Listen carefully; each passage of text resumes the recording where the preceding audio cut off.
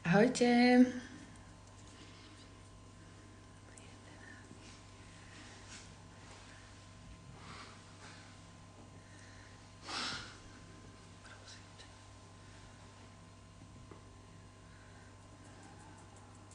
No, tak ja si myslím, že asi môžeme už aj začať, lebo také čakanie, tedy nikdy neviem, čo si mám o tom myslieť. Takže ja sa prepnem. Ahojte, krásny večer vám prajem. Ďakujem, že ste si našli čas a pripojili sa na moje prvé live vysielanie. Volám sa Dola, nechty robím 8 rokov a z toho 3 roky aj školím. No a dnes sa budeme baviť o šablónkach, ako ich správne nastaviť, ako ich používať a ako s nimi pracovať, akým najčastejším chybám sa vyhnúť. Bude to skôr taký súhrn mojich skúseností z praxe, nie je to teda nejaké mini online školenie, aby ste to takto aj vnímali. A keď sa vám takéto moje live vysielanie bude páčiť, môžeme si ho každú druhú nedeľu zopakovať, že na nejakú inú zaujímavú tému.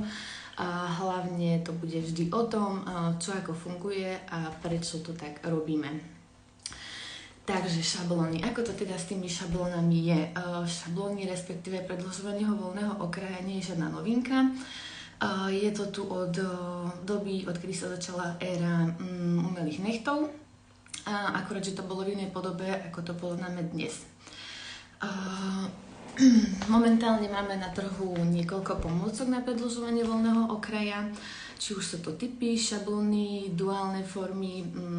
Myslím, že tu môžem zaradiť aj full tips alebo press on nails, pretože je to tiež nejaká forma predĺžovania voľného okraja. My sa ale budeme baviť určite o šablónach. Ja osobne si pracovný život bez šablóny neviem predstaviť, lebo ak by sme si predstavili modelovú situáciu, že vám príde nová klientka a chcela by teda predĺžiť voľný okraj, no a vy jej poviete, že OK, moja, je to super, ale teraz si párkrát natrieme gelák a počkáme, kým ti to dorastie. Takže určite je to nepripustné a každá nechtová dizajnerka by mala šablóny ovládať. Dnešná moderná doba a trh nám veľmi praje, pretože máme nespočetné množstvo šablón. Od ultra lacných až po drahšie značkové. Ja keby som mohla, tak by som ich rozdielala do dvoch skupín. Prvá je papierové a druhá sú alumíniové. Tak a teraz si to otočíme. No, takže tu môžete vidieť niekoľko druhov šablón. Takže ako som vravela, máme papierové a máme pevnejšie alumíniové. Papierové sú mäkšie, podajnejšie, niekomu sa s nimi môže ľahšie pracovať. Alumíniové obsahujú vrstvu hliníka. Ako vidíme, majú rôzne farby, dizajn, samozrejme môžu sa líšiť dĺžkou a tiež aj tvarom. Čo by však mali mať všetky spoločné, je práve táto predznačená schéma, z ktorej vieme odčítať dĺžku a tvar predĺžovaného voľného okraja. Každá jedna šablóna je na jedno použitie. To znamená, že ju môžeme použiť len raz, či už z technického, ale hlavne hygienického hľadiska. Pri práci so šablónou budeme vždy potrebovať ostré nožničky. Ja mám takéto cvakačky. Je veľmi dôležité, aby boli ostré. Až nebudú úplne ostré, tak sa môže stať, že nám ten okraj šablóny zdeformuje alebo ho poruší. Tak a teda, ako správne nastaviť šablónu? Ja alfu a omegu našej práce vnímam, či už pre výber materiálu, tvar a dĺžku nechtu, ale aj nastavenie šablóny je prírodný nechet. Prírodný nechet by mal byť náš najlepší pracovný priateľ. Predpokladám, že každá ste sa stretla už s teóriou, ako správne nastaviť šablóny, či už z videa alebo zo školenia. No ale ja sama viem, že až došlo do tuhého, tak som si nevedela dať rady. Dôležité je pochopiť, čo a prečo tak robíme. Každý prst a palec je originál a vyžaduje individuálny prístup. Preto vám najprv vysvetlím, na ktoré časti je potrebné sa zamerať a prečo. No. Super ručku. Tak, dúfam, že to je dobre vidno. Takže na obrázku by sme mali vidieť palček. Je znázornený od prvého článku palca, teda od matrixu, odkiaľ nám celý náš nechtík vyrastá. Každým prstom a palcom by sme sa mali vždy zamerať na jeho os. Tá os prechádza celým palcom, ale pre nás je smerodatná práve od toho prvého článku smerom k voľnému okraju. Je to veľmi dôležité pri skoro každom jednom úkone. Prečo od prvého článku? Pretože ako napríklad v môjom prípade, kedy mám ten palec úplne krivý, tak to nemôžeme brať po celej dĺžke, lebo ak by som sa chcela zamerať na nejakú korekciu, aby ten nechtík išiel rovno, tak ono by sa to začalo časom veľmi krútiť ako bumerang. Takže máme os, ktorá prechádza aj z hora, keď sa pozrieme na palček, a takisto aj keď sa pozrieme z boku. Ďalej, na čo sa potrebujeme zamerať, sú práve body vzrastu. Sú to miesta, na ktorých nám vyrastá voľný okraj. A keby sme ich spojili pomyselnou čiarou, tak by nám tu vznikla stresová zóna. Prečo je stresová? Pretože ak nám nechtík praskne, tak je to práve v tomto mieste. Čiže od bodu vzrastu k bodu vzrastu to musí byť poriadne namodelované a správne vybrúsené. Pretože ako budeme mechanicky pôsobiť na voľný okraj, na nechtíku nám bude vznikať páka a práve v tomto mieste sa nám nechtík môže zlomiť. No, takže to máme s našou osou.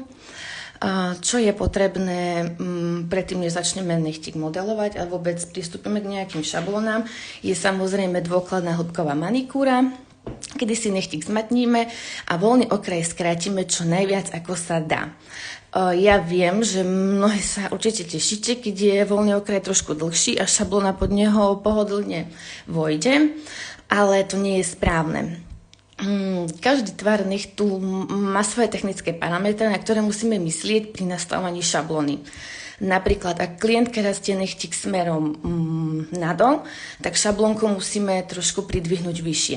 Teda, ak by sme mali voľný okraj dlhší, nemuselo by sa nám to podariť nastaviť do správnej výšky. Preto si voľný okraj musíme čo najviac skrátiť a upraviť do pekného symetrického tvaru. Prečo do symetrického? Pekne nám bude ten nechtík potom odrastať a čím bude kratší, tým neskôr ho bude vidno. Ja v tomto momente vždy radím, aby ste si šablónku najprv vzali a približne si odsledovali, čo bude potrebné upraviť.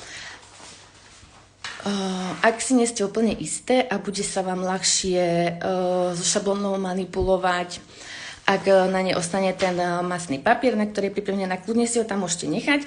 Akurát z niektorých miest budete potrebovať vystrihnúť, aby ste si tú šablónku vedeli prichytiť na palček. Tak, ideme priamo na to. Ja si to šablónku teda zlepím dole z papiera.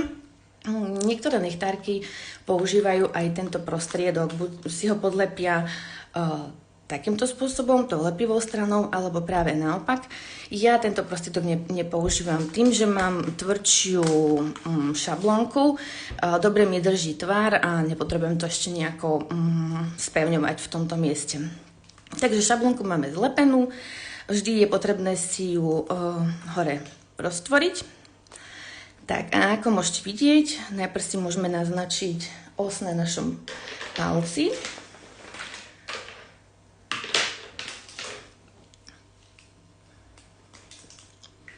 No, tak poďme na to. Takže berieme od prvého článku, kadiaľ nám vlastne bude prechádzať os. Takže naznačíme si to sem. A tu máme body vzrastu. Tu je jeden a tu je druhý. Ešte dobre, sa mi neklapú ruky. A ako vidíme aj na šablónke, stredom našej šablónky prechádza výraznejšia hrubšia čiara, tá predstavuje tiež os. Takže jedna os teda z prštika, by sa mala lícovať s osou, ktorú máme vyznačenú na šablone. Tak, teraz si musíme zlepiť konce našej šablóny. Je dôležité, aby sme nechytali palcami celú túto lepivú plochu a zlepujeme si vlastne konce ako keby na voľnom okraji tejto šablóny. A prečo je dôležité, aby boli zlepené úplne súmerne? Práve kvôli tomu, že ak by sme ich zlepili dokriva, tak aj celý náš nechtík, aj ten tunel, ktorý nám tu vznikne, by bol nakrivo. A potom to skúsiť nejako odregulovať nejakým podbrúsením nemusí pomôcť. Takže každá šablónka akéhokoľvek tvaru, farby, či už je lacnejšia alebo drahšia, má takýto výrez, keď ju spojíme. Ten výrez nám slúži práve na to, aby sme si šablónku správne uchopili. To znamená, že môj prostredníček príde práve do toho vyrezaného miesta a palček ide zhora. Je to kvôli tomu, že si viem teraz pekne odkorigovať, ako široko potrebujem mať tú šablónku, aby som s ňou pohodlne vošla pod palček. Veľa dievčat zoberie tú šablónu takto a snaží sa ju tam nejako nastoknúť na ten palec, ale práve môže dôjsť k tomu, že si tú šablónku deformujeme. Takže vždy si dáme prostredníček sem a palček takto zhora. Tak, naša šablónka, si ju teraz jemne pripevníme na palček a trošičku prichytíme. Takže čo je najčastejšia chyba, že dievčatá si myslia, že ak to teraz takto pekne vošlo pod ten nechtík, takže to úplne stačí a môžeme modelovať. Ale vždy je veľmi dôležité mať na šablónke vystrihnutý úplne presný tvar nášho voľného okraja, takisto aj body vzrastu. A kvôli tomu práve, aby sa nám ten tvar nedoformoval. No, neviem, ako to máte vy, ale mne neurobí ruka to, čo oko vidí, pretože teória je taká, že by sme si to mali teraz pozrieť, ako to je a podľa toho si to vystrihnúť. A ja to takto neviem, takže ja si pomáham buď, že si to naznačím jednoducho nožničkami, alebo práve s fixou. No, a čo to znamená? Že ako mám šablónku vlastne na palci, trošičku ju potlačím a celý ten tvar toho voľného okraja si pekne obkreslím. Tak, ak by som to robila vlastne s nožničkami, tak tu si to len vlastne zaškrabnem a aj na bodok vzrastu a šablónku zložíme a vystrihneme ju. Takže zase prostredníček ide pod tú šablónku, zoberiem si teda tie moje cvakačky a pekne to vystrihnem. Ak zvolíte spôsob, že si to budete kresliť s fixou, tak je veľmi dôležité, aby ste strihali nad tou fixou a tú fixu vystrihli pekne preč. Jednak, ak až tam tá fixa ostane, tak vám to pofarbí pod nechtom a potom je dôležité to celé prebrúsiť, lebo nám tú fixu vlastne vidno. Tak, pekne si to vystrihneme. No a môžeme si to primerať zase k palčeku, či sme to urobili správne. Aby ste aj videli, ako tá šablónka teraz pod ten nechtík sadne, uvoľní palček. Tak teraz mi tá šablónka, pánečko, dúfam, že to je vidno.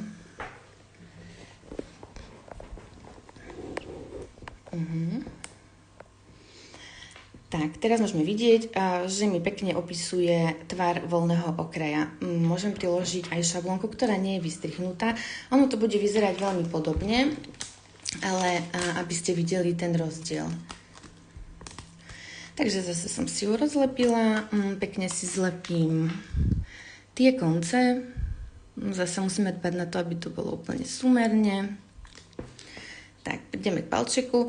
Netreba zabúdať sledovať os nášho palca s osou na šablónke. No, a takto to vyzerá, keď nie je vystrihnutá. No, je ten rozdiel určite minimálny, ale až pri ďalšom kroku by sme videli, že je to naozaj veľmi dôležité. Takže takto som si ju vystrihla. Dám si ju zase pod ten nechtík. No, čo budeme ďalej sledovať? Ďalej je potrebné sa zamerať na to, aký ideme robiť tvar. Ako dobre vieme, také nechtiky, ktorým špička klesá, alebo teda olné nechty, jednak nie sú technicky správne a nie sú ani estetické. A naše moderné tvary teda majú úplne iné technické parametre. Otoč ruku. A v tomto momente je pre nás veľmi dôležitá vizualizácia a predstavivosť, aby sme vedeli, ako správne tú šablónu nastaviť. Takže ja si na to zoberiem aj pilníček a budeme modelovať mandlu. Pri mandli vieme, že náš apex, čiže najvyšší bod na nechte, ktorý nám vznikne, musí byť v jednej rovine s koncom voľného okraja, takže potadiaľ.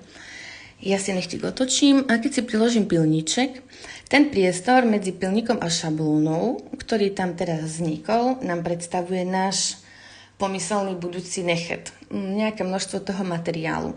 Takže ak by som mala tú šablónku príliš nízko, dáme ju trošičku nižšie, aby to bolo, hádam, vidno, tak musím si predstaviť, že v tomto mieste tu bude apex, takže už tam bude nejaký materiál, ale moja šablónka je smerom dole. Takže teraz by som videla, že ten nechet mi bude klesať, tá špička. Takže už by som namodelovala orlač. Preto je vždy dôležité odsledovať si prírodný nechtik, akým smerom nám rastie, pretože tento nechtik rastie pekne rovno, ale môžeme mať klientky, ktorým nechtik rastie príliš dohora alebo príliš dole a podľa toho tú šablónku potrebujeme odkorigovať. Takže ja si ju idem teraz nastaviť, musím si ju trošičku pridvihnúť vyššie, aby ste to pekne videli. Takže zase ručka z boku. No a keď si zoberiem, že budem modelovať nechtík po číslo 3, niekde sem, a tu príde môj materiál, tak mi z toho vznikne pekný rovný nechtík. No a sme v polovici našej práce. Vždy si musíme kontrolovať tú os, či nám to pekne sedí, aby sme ozaj ten nechtík nemali krivý. No, až by sme teraz tú šablónku iba zlepili, v nejakých 20% prípadov, kedy má klientka uší palček, sa nám to môže aj podariť, že tam bude dostatočné množstvo toho materiálu a my namodelujeme pekný štihlý nechtík. Ale drvivá väčšina, nejakých 80% našich klientiek, bude mať práve to brúško a tieto bočné valy širšie, takže sa nám nepodarí tú šablónku úplne takto zaužiť, ako by sme potrebovali. Čo by sa v tom prípade stalo? Presne na týchto miestach, ako je bod zrastu, by sme mali príliš veľa materiálu, ktorý by sme sa v závere snažili vybrúsiť čo najviac, pretože nechceme mať nejakú iba hrudu na konci palca, ale pekný štihlý nechtík. No a tým brúsením by sme sa dopracovali až k tomu, že by sme si odkryli úplne tie body vzrastu. Preto je veľmi dôležité si tú šablónku zastrihnúť aj na miestach, ako sú body vzrastu, aby bola vždy šablónka o niečo užšia, ako je náš prírodný nechtík. Až bude o trošičku užšia, tak sa nám tam dostane dostatočné množstvo materiálu, ktoré ani pri brúsení nevybrúsime úplne preč. Takže zase by sme si mohli vziať fixu a pekne si naznačiť naše body vzrastu. Môžeme šablónku zložiť, alebo ak sme v tomto trúvale, môžeme to strihnúť priamo na palci, len aby sme nezastrihli aj našu klientku. No a zase tú fixu potrebujem odstrihnúť preč a len takto voľne, asi tak, si to do tej šablónky strihnem. Aj na jednej, aj na druhej strane. Opravím si tie rožky, ak by sa mi náhodou deformovali, aby nám to krásne vošlo pod ten nechtík. Zase príde šablónka na palček.